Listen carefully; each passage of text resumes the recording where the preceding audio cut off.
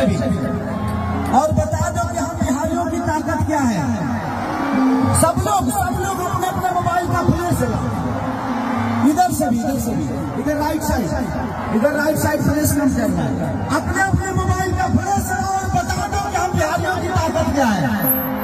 सारे लोग जितने हैं सबके सब फ्लैश लगाएंगे, इधर से भी, मैं इधर भी आ रहा हूँ। अब ये उनको अंदाजा हो गया होगा, इधर से भी सारे लोग अपने मोबाइल का फ्लैश लगाओ, सबके सब।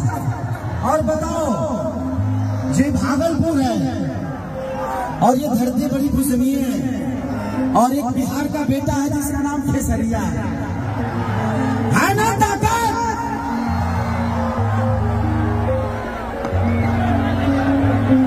ये हमारी जान है।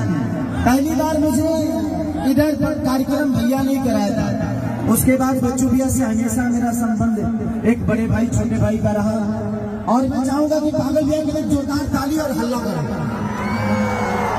लव यू है। चले भैया को बैठाइए, और संजय भैया को दिल से प्रणाम कि आज उनकी वजह से आप मेरी साथी हैं। आप खींचेंगे 10 लोग और आएंगे।